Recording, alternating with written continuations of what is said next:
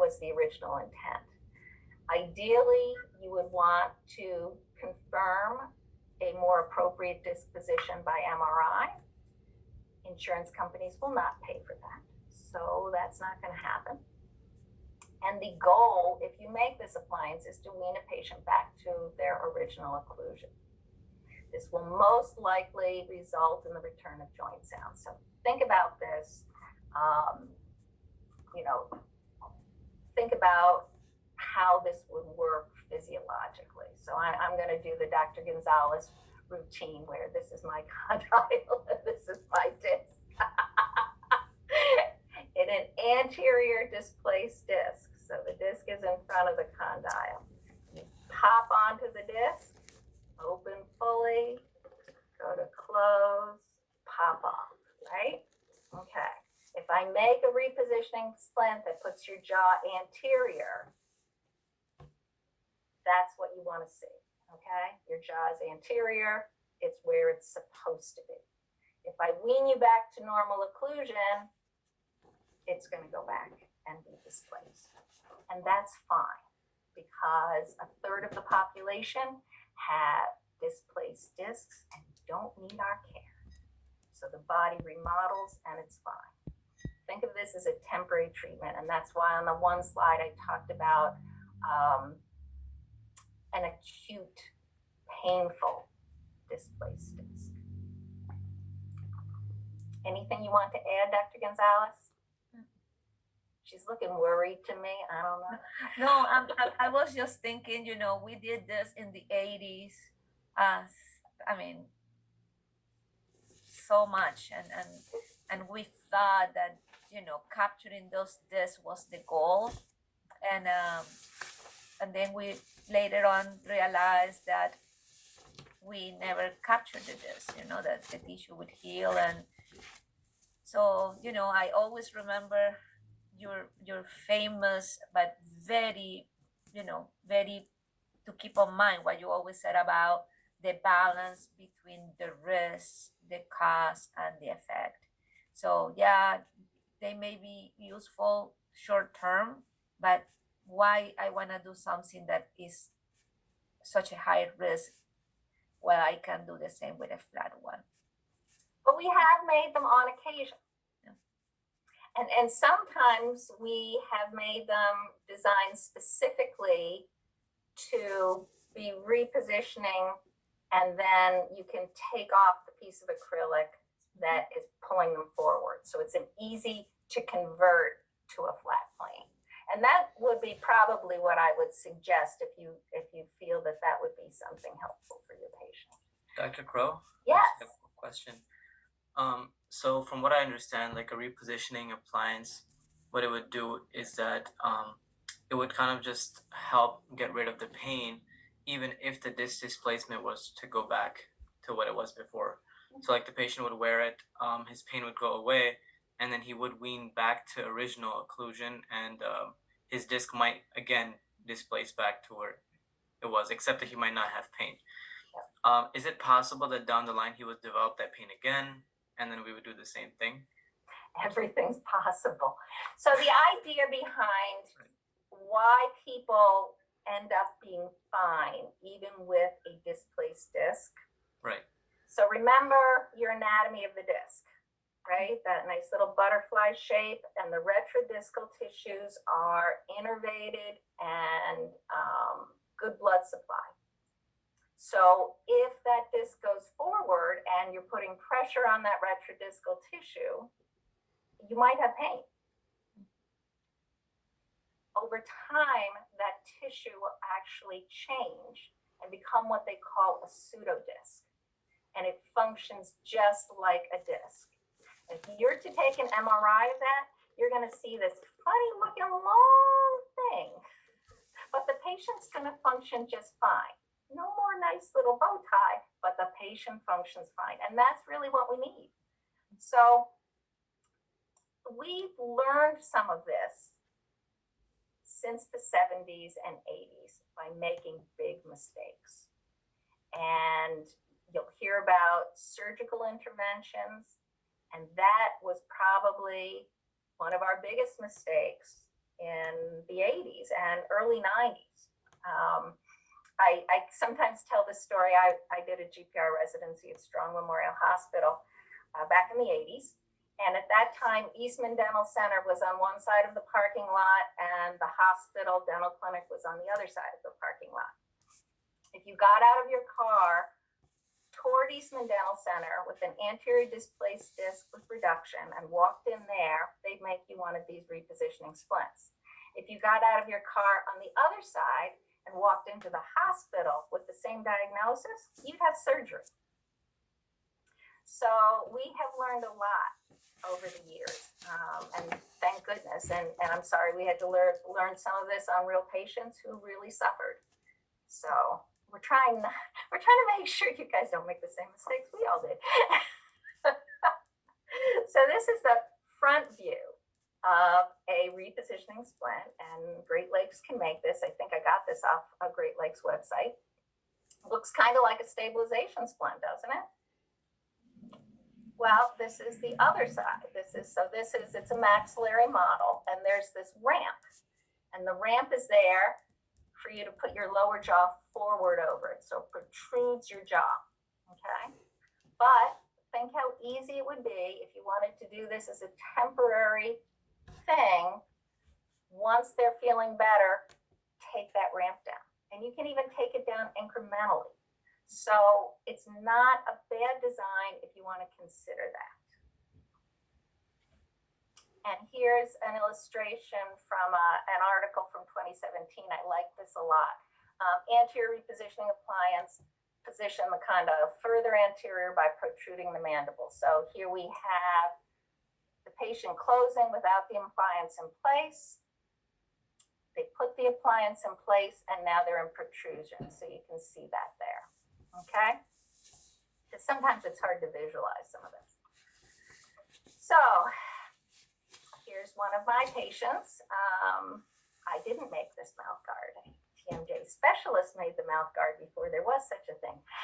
There isn't such a thing now, it's orofacial pain.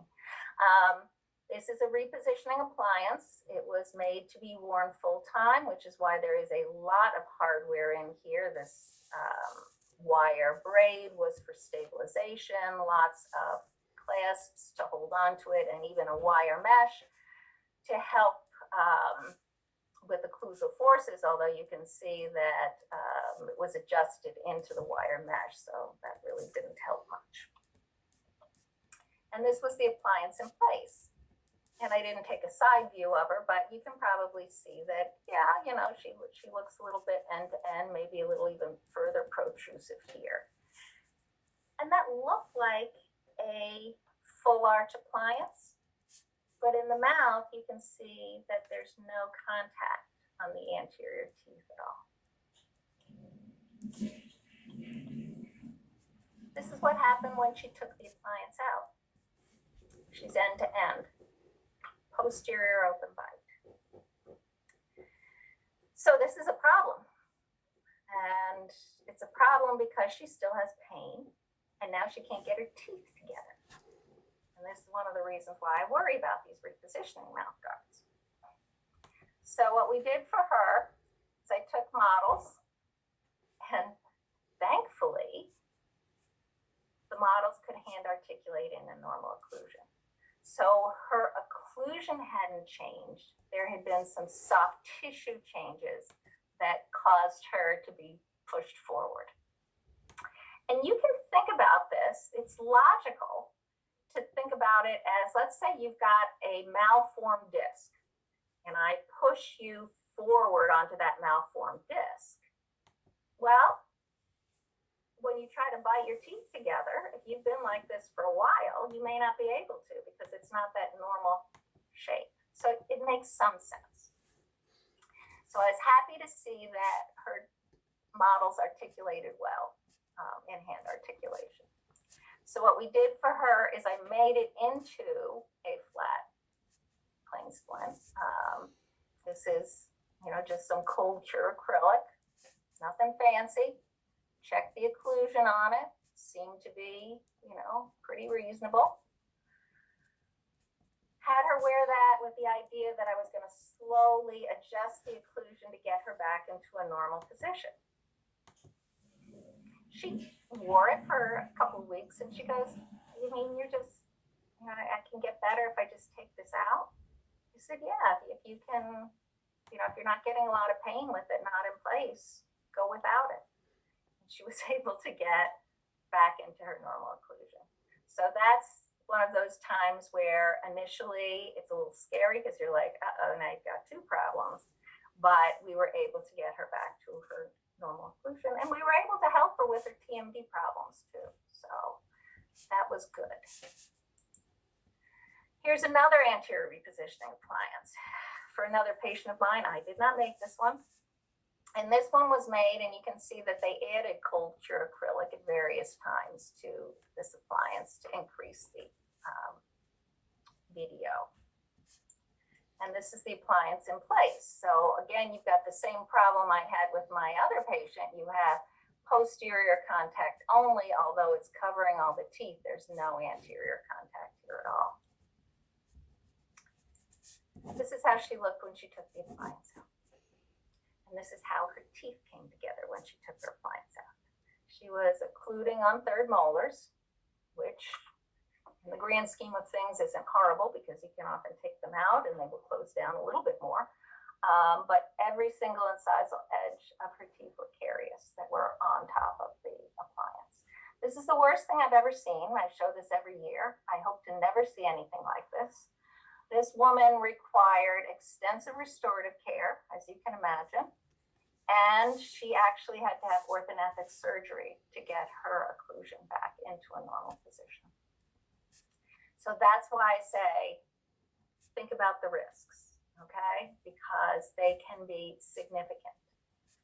Think about making sure your patient is aware on a consent form that they have to take this out and brush their teeth and keep, floss. Make sure all that is done because occasionally this sort of thing can happen.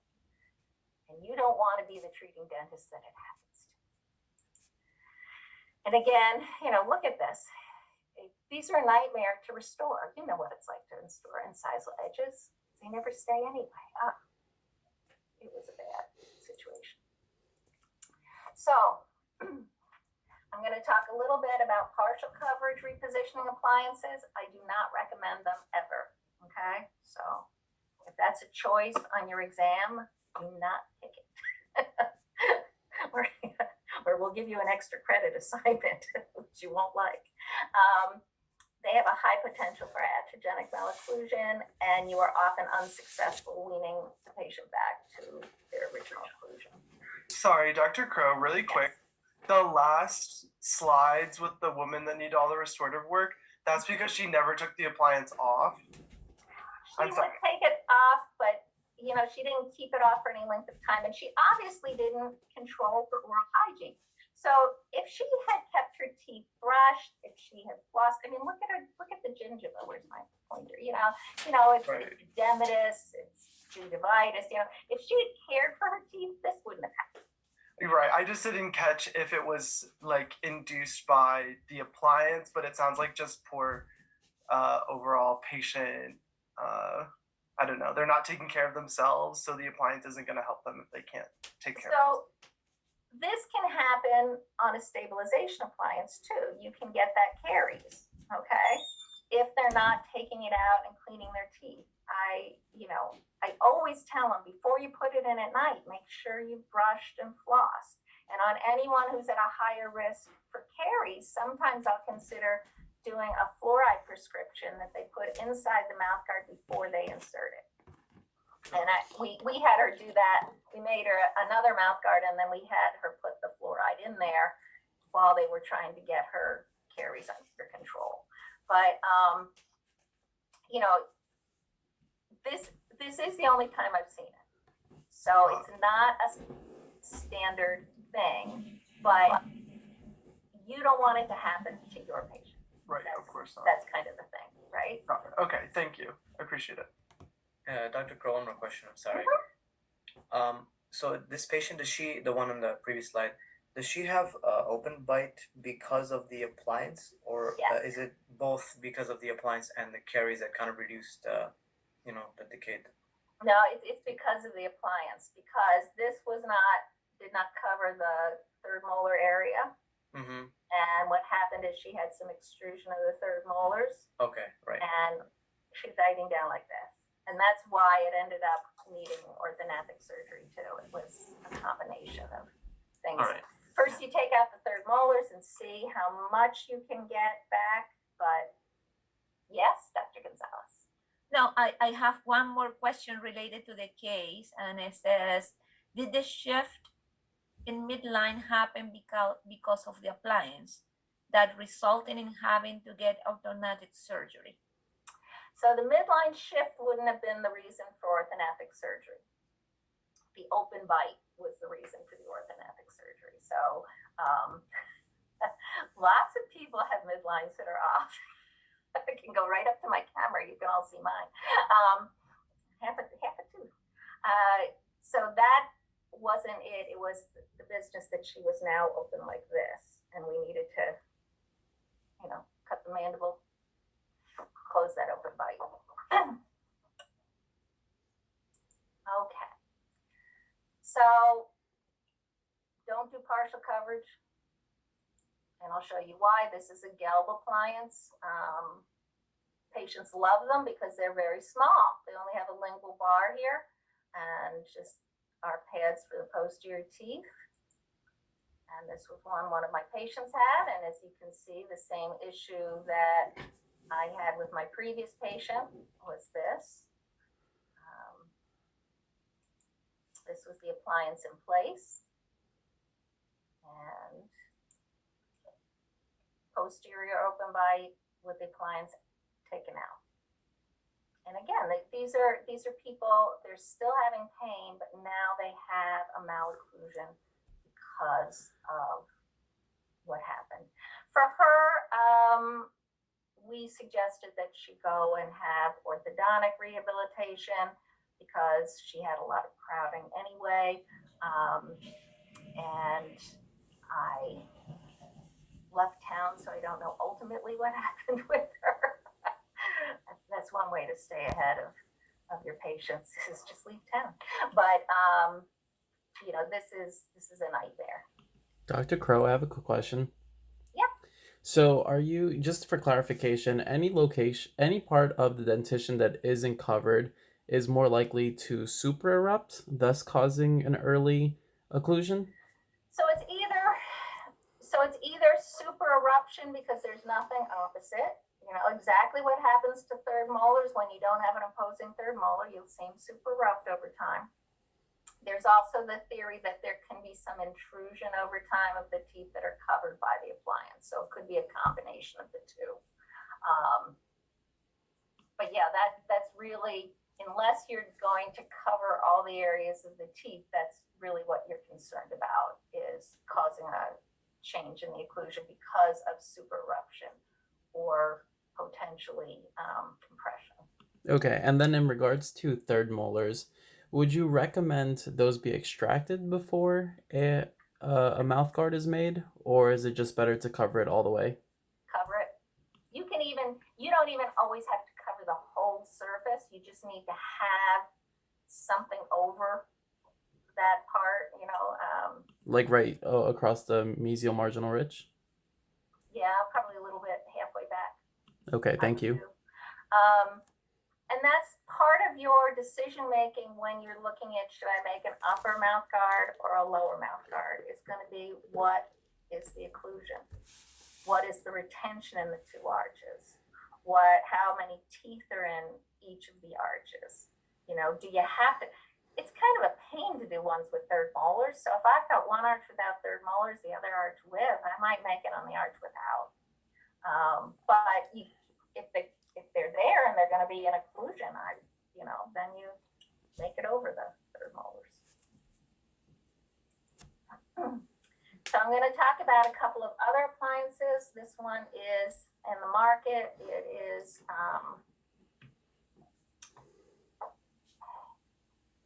widely used by some folks.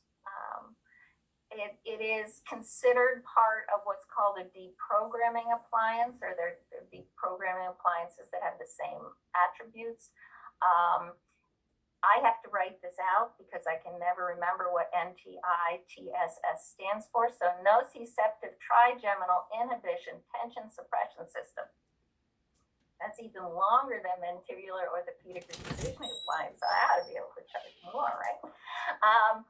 Literature, I already mentioned it prior in one of my tables. Literature reports no advantage when compared to stabilization splits. So why are these so popular? Well, they're easy to do. So this is an example of an NTI, and this is how it's sort of designed. It's just supposed to cover, I've seen them both for the upper and the lower, and they have this little bite plane here that essentially you're just putting forces on the anterior, your central incisors, in this case, central incisors if it's on the upper arch. And the theory behind this is that it tricks the trigeminal system almost to, if you start to clench, it's gonna hurt, or potentially, there's something wrong there, and it'll trick it so that you stop clenching. That's the theory. And the company has a very nice explanation that they try to give, and it has no evidence behind it. So what can happen in this, and this is another design where they use two, and they have reported folks that wear these for a long period of time can develop an anterior open bite. Well, this is a partial coverage splint. So it makes sense, again, you can have extrusion of the teeth not covered by the splint, you can have intrusion of the teeth covered by the splint, that would give you an anterior open bite. Well, the company said what they're actually reporting is an occlusal interference that their musculature had adapted to and accommodated up to until the use of this system. So again, going back to that whole idea that it's an occlusal problem, it's not. It's an open bite because they have a partial coverage splint on there. This was way before the NTI. Back in 2006, they talked about making an anterior midline point stop device, compared it to a stabilization splint. This was their device in the article, and it was equally effective for a period of time. But again, think about this, is this a good idea from a dental standpoint to put forces on these anterior teeth? The NTI has had some adverse events recorded on it, and I just had to copy these because they were fun, some of them anyway. Teeth are shifting and moving elsewhere, made pain worse, occlusal changes. Swallowing the device, they're small, that is the potential. Broken tooth and crazy lines. I have lots of patients with crazy lines. But then here we've got dizziness, vision changes, and ear issues. Okay? There's no physiologic explanation for that. Broken device, occlusal changes, increased pain, concerns of choking. So again, potential things actually been reported to the FDA as a result of using these. There is another theory I'm just going to briefly mention, distraction theories with repositioning appliance. There's no evidence in literature. It can cause iatrogenic malocclusions. And the only article I could find really talking about them, I've seen them more in textbooks than in articles. They had a stabilization splint essentially treated more successfully than those with distraction splints. And this is from a textbook. A distraction splint would be to put a higher area on this one tooth here to potentially distract the condyle in the fossa. It was thought to aid in healing. But I don't know if any of you guys have placed a high restoration on a patient yet, and if you haven't, you will, because everyone does, they are extremely painful. Okay, so I can't imagine this being a good idea. Maybe it's good because they can't clench because it hurts so bad, but it's not indicated. So I want to spend a little bit of time talking about some things that make me nervous and scared. And the reason I talk about them is because you will go to CE courses when you are done here at Buffalo and done with your residency, and you will hear wonderful things about wonderful cures, and you will wonder why we never taught you these wonderful things at the University of Buffalo. So I will teach you something about these wonderful things, and you can decide for yourself. So there is a term that is used called neuromuscular dentistry. Sounds really good, really important, powered by a company called Myotronics. Well, right away we should be a little cynical. It's a company promotion, right? And neuromuscular dentistry utilizes devices to establish what they call a true physiologic rest position and treats that position. Well, all sounds okay so far. So this came from the TMJ.org site, the TMJ Association. It was from 2015, so it is, a few years old, but actually not far enough away to make me happy. Latest craze in TMJ neuromuscular dentistry, and it's been around for a lot longer than 2015. It is an attempt to use a machine to tell you where your jaw is supposed to be. So those that practice it will hook anyone up, and if they hook me up or Dr. Gonzalez up or any of you up, they will probably tell you, oh, your jaw's in the wrong position. We need to treat you to this position. And they will talk about things even as a preventive, and there's no prevention for TMD, so don't believe it. And it's not a specialty recognized by the American Dental Association. Number of people agree with it. It's based largely on beliefs, not on scientific evidence. So that's where I couldn't leave this lecture without spending a little time on occlusal therapy, even though it's not in the title anymore. And the reason I do that is there's still articles on occlusal treatments for TMD that you can find in the literature. And there's even, a malpractice case after occlusal therapies were used to treat TMD. And the dentist was sued and the patient won because there's a lack of evidence for doing what the dentist did in the literature. And if this is just a brief overview, but basically for many years, individuals have been looking for associations between TMD and occlusal parameters. And there's lots of studies, a couple of systematic reviews, some cross-sectional.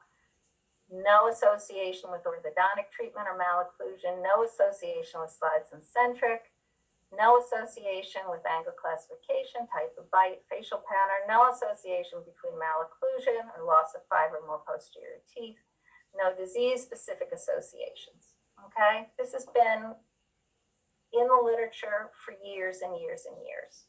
And yet there are still individuals out there who want to treat occlusion to treat TMD. I don't understand it. Back in 2017, clinicians are encouraged to abandon the old methodological paradigm in TMD practice. I love that quote. But they're still doing it, unfortunately. Here is my plea regarding phase 2 therapy. You know about phase 2 therapy. You do it in restorative dentistry. Phase 1 is caries control, periodontal disease control. Phase 2 is the restoration of the teeth. Well, they've been doing this in TMD for a while too, where they make a splint as part of phase 1, and phase 2 is they do orthodontics, crowns, combination of the two to keep you in that new position. Well, my feeling is just because your treatment caused an iatrogenic malocclusion does not mean that occlusion was originally the problem, does not mean that fixing the teeth is going to solve the problem. This is a YouTube video. I retrieved it quite a long time ago, but it is still active. I looked at it yesterday. This is in your posted handouts, so feel free to look at it. It actually makes me a little nauseous, but it's worth looking at. And the other thing I will tell you is the dentist that was grinding the splints in this was a butcher. Doesn't even know how to do a good occlusion on a mouth guard. But in this case that was shown on YouTube, the splint that he made for his patient reduced her Parkinson's symptoms in 13 days, cured her constipation, reduced her depression, anxiety, and reduced her fatigue. So these are the sorts of things that are available for your patients to view, and they may come and ask you about it, and you really, there is what they term is usually used, a neurologic trick, that sometimes putting something between the teeth can help with some of these neurologic tremors and problems. So yes, you could take a popsicle stick and put it between your teeth, and that might help your Parkinson's symptoms. But it's really scary to view the YouTube. As I say, it makes me nauseous. And do no harm. I think I switched these because that was supposed to be first. So you have Martin, he's 51, sought treatment for recurrent headaches, burning mouth sensation, neck pain, and more, found relief with a neuromuscular orthosis. There is a group, the Las Vegas Institute. If you go to their website, it's the power of physiologic-based occlusion. They're trained to recognize properly diagnosed suboptimal bite and offer treatment options, focusing in this case on removable appliances for a more optimal bite. And not every job saves lives, but yours can. don't buy it, right? Okay. It's an article about occlusal treatment with a bite splint, improved dyskinesia in a Parkinson's patient. It is a case report. And funny, the splint plus medication improved motor control. Which do you think was what really worked? Also, wearing bite splint could improve mental function in addition to physical function. No reference to that statement, wasn't even looked at in the study, and this was a case report. So you may hear of things like this. Here's dental occlusion influences knee muscular performances in asymptomatic females. These were athletes, and their conclusion was you should do an occlusal examination on a regular and frequent basis for high-level athletes. What they did was they put some resin on a lower right first molar, and it caused an alteration in knee muscle performance. So there are articles out there that say that you will be a better athlete if you wear a splint. And very intriguing things in the literature. So accepted TMD treatment regimens are currently limited. Mouth guards, occlusal appliances, splints, they are one of our treatment options. You need to have an appropriate diagnosis. Reversible therapy always done prior to considering irreversible therapy. That's why I like a mouth guard. You can take it in, you can take it out. You have to consider risk-benefit costs for all therapies, including reversible. So that's my conclusion there. And I do have a case, though, I think, next. So any questions before we do a case? Yeah, I have a quick question. So, can mouth guards be used as an interim prostheses in regards to patients who have missing teeth in preparation for a removable um, device. Because if a patient has missing teeth, it's most likely that the opposing tooth would possibly super erupt. Is it possible that those mouth guards be used as that interim device to make sure that when that final prosthesis, either be an implant or be a partial, is placed, that it's as accurate as possible? I thought you were going to ask something else, so I'm going to go off on a little tangent. You know, there are proselytes to make mouth guards for people opposing implants. You know, and if you do make, let's say you're getting some mandibular implants and you make a maxillary mouth guard, and it's a hard acrylic because you want something that's going to, you know, be stable, hold the position, hold the teeth in a position. Yes, that's possible, but are you really going to get that kind of a change in the, you know, 3 months, 6 months? You know, I don't think you are. You know, I think we see this stuff over longer periods of time. There is a good use of a mouth guard in pros if you're doing a full mouth rehabilitation, and let's say you've had a lot of posterior collapse, putting a patient in a mouth guard at the occlusion you plan to restore them in is often done just to make sure that they're comfortable in that new position. So I've seen mouth guards done for that, but I don't think for an implant you're really going to see a major difference. I don't know, Dr. Gonzalez, do you have any thoughts on that? I thought he was going in another direction. So I assume, Brian, that the patient you describe is a patient that have a TMD diagnosis and that have clear indication of a mouth guard because it gives us a history of morning symptoms, right? That Dr. Crow explained.